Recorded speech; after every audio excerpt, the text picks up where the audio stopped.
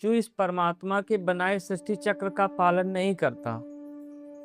अब सृष्टि चक्र क्या है तो आप पिछले श्लोक में देख चुके हैं। ईश्वर, वेद, कर्म, यज्ञ, अन्न, प्राणी। आप पिछले श्लोक में देख चुके हैं कि जो व्यक्ति परमात्मा के बनाए हुए सृष्टि चक्र का पालन नहीं करता है और अपने लिए ही जिंदगी जीता है, अपने लिए, अपने स्वार्थ, अपने इंद्रिय विषयों के लिए ही जीता है, वह मनुष्य व्यर्थ ही जीता है। वह व्यक्ति पाप की श्रेणी में जाता है। बात भी सही है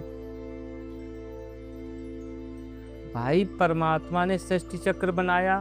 अब सृष्टि चक्र को आपको जानकारी नहीं है, ये आपका विषय है। तो जो व्यक्ति अपने ही घर परिवार, अपने ही स्वार्थों के लिए जी रहा है, तो वो व्यक्ति व्यर्थ जी रहा है इस पृथ्वी पर। भाई, मनुष्य जीवन का प्रधान उद्देश्य है मोक्ष पाना।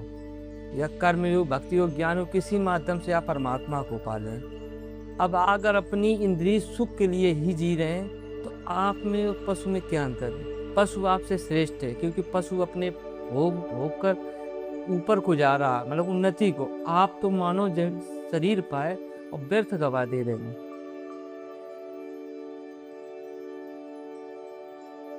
भाई, इसका मेन लक्ष्य तो है कर्म बंधन से मुक्ति पाना, निष्काम भाव से कर्म करना। वो तो आप कुछ कर नहीं रहे। अब आप केवल यहाँ आए, खाए पिए, मतलब अपने इंद्रिय सुख के लिए जिए।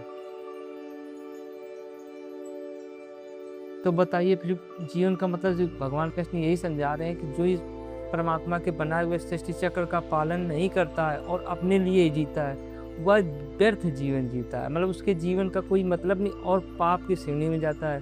क्योंकि जो चीज़ हमें परमात्मा और प्रकृति द्वारा प्रदत्त है, मिली है, हम उनका भोग करते हैं, लेकिन उनके बदले हम कुछ नहीं देते। क्योंकि मनुष्य हमें संसार की सेवा के लिए करना था, अपने कर्म बंधन से मुक्त होना था, हम जीने लगे अपने लिए यहाँ कर, तो वो व्यक्ति व्यर्थ ही जीता है। संसार की संपन्नता हमारी योजना पर नहीं है, वो परमात्मा की इच्छा पर है, जिसे कि देवता संपादित करते हैं।